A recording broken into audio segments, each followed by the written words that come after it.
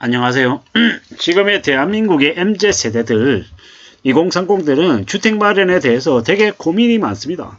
걱정을 많이 하죠. 집값이 너무 많이 올라서 과연 내가 집을 살 수 있을까 걱정을 많이 합니다. 근데 이웃나라 일본은 2030들이 주택 마련을 해야 될까 하는 고민을 상대적으로 덜 한다고 합니다. 왜 그러겠습니까? 왜? 일본에 사는 2030들이라고 투기나 탐욕이나 욕심이 없어서일까요?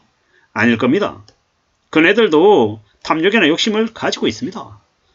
일본 사람과 한국 사람이 성향적으로 다르다? 그렇지 않습니다. 사람은 본시 비슷한 존재들입니다. 다만 이제 손실을 회피하려고 하는, 그리고 좀 수익을 많이 보고 싶어하는 그런 본질적인 마음은 똑같지만, 이웃나라 일본의 2030들은 부모 세대, 할아버지 세대들을 보면서 이제 많은 것들을 깨우치고 많이 배웠습니다. 무슨 얘기를 하고 싶냐? 그들은 이제 삶이 절대로 녹록지 않다라는 걸 잘 알고 있습니다. 그래서 좀 더 우려하고 염려하면서 둘러보고 있는 거죠. 그들은 절대로 쉽고 수월하고 만만하게 세상을 살아가지 않습니다. 세상이 얼마나 무서운지, 잔인하고 잔혹한지를 잘 알고 있습니다.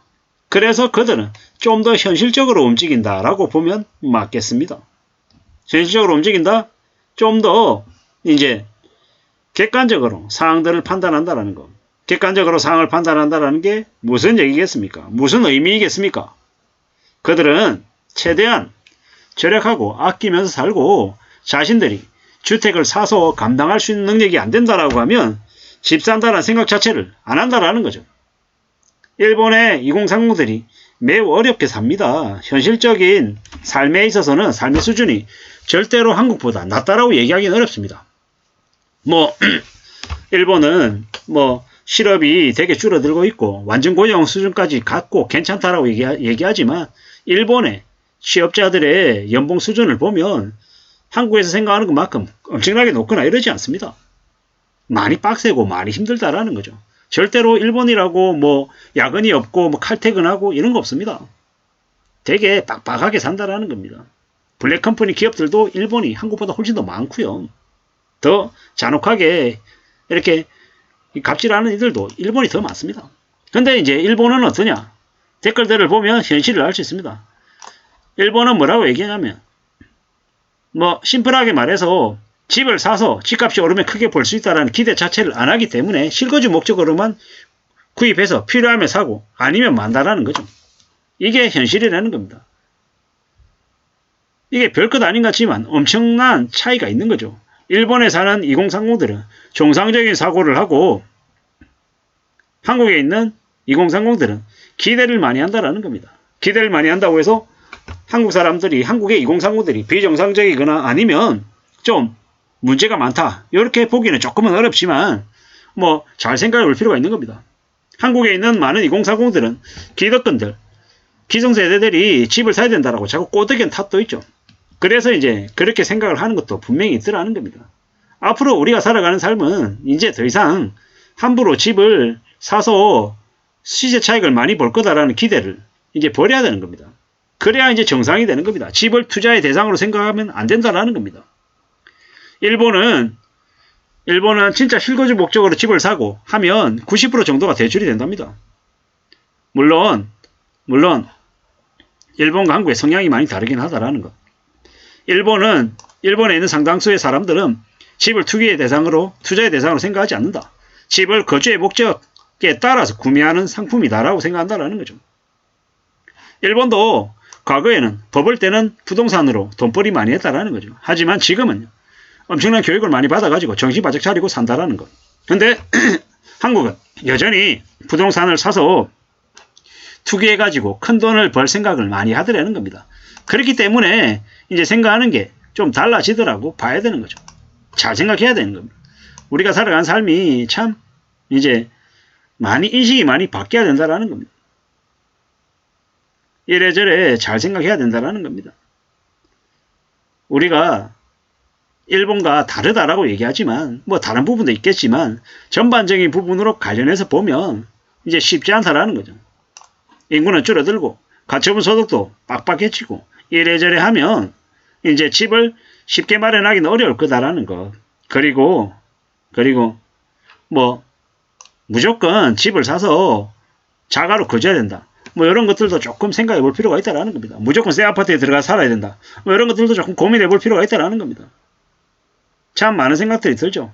한국은 이미 부동산의 거품이 정점에 왔다라는 것. 앞으로는요. 시간이 지나면 지날수록 집값은 많이 내려갈 것이고 한국의 부동산도 대기업들이 대거 진출하는 이제 부동산 임대 시장이 대거 많이 열릴 거다라는 겁니다.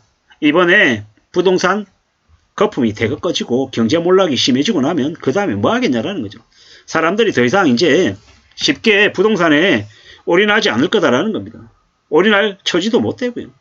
그게 이제 앞으로 다가올 현실이다라고 생각하면 이제 우리는 조금 더 세상에 대해서 이제 알아가지 않겠냐라는 겁니다. 정신 바짝 차리고 살아야죠. 우리가 살아간 삶이 좀 많이 힘들 거다라는 것도 인정하고 받아들이고 살아야 됩니다. 세상 사는 게 쉬운 게 어디 있더나 말입니다. 무지하게 어렵죠.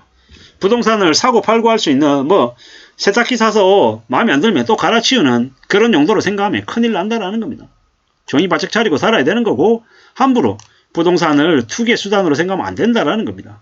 정말 쌀 때 사서 평생 거주할 터전이라고 생각하면 뭐 정말 현실적인 수준으로 구매하고 대출을 내고 하겠죠. 근데 지난 12년 동안 한국에서는요.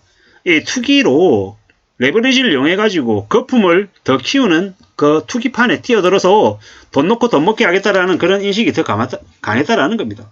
그래서 지금까지 온 것 같습니다. 앞으로는요. 좀 더 신중하게 좀 더 착실하게 살아갈 국리를 해야 될 것 같습니다. 그것 말고는 길이 없는 것 같습니다. 좀 더 조심하고 좀 더 대비하고 그리고 살아야 되겠습니다. 지금 현재 대한민국에 무수히 많은 2030들이 집값 문제 때문에 많이 힘들어하고 있습니다. 상대적인 박탈감 어쩌고 얘기하면서 많은 청년들을 투기판에 몰았죠. 전세자금 대출 7억 이상을 노무현 정부가 문재인 정부가 해주면서 부동산 거품이 너무 많이 커졌죠. 그리고 지금 와서는요. 이제 개막장짓이 벌어지고 있는데 앞으로 어떻게 되겠습니까? 거품은 꺼질 수밖에 없다. 일본보다 더 심한 충격을 겪게 될 거다라는 이야기가 여기저기에서 들리고 있습니다. 앞으로 어떻게 살아야겠습니까? 보수적으로 살아야 됩니다. 일본이 180도 달라졌다라고 하는 건 어떻게 되겠습니까? 1990년 초반 부동산 거품이 꺼지고 엄청나게 이제 망가지면서 일본이 정신 바짝 차리고 이제 살게 된 거죠. 일본 사람들은 남에게 보이기 위해서 무리하게 허세하지 않고 검소하게 살고 무리하게 대출해서 차 사고 집 사는 게 아니라 성실하게 살더라는 겁니다. 그게 이제 일본인들의 모습인 거고 앞으로 한국은요. 이제 그러한 일본들을 닮아가게 될 것 같습니다.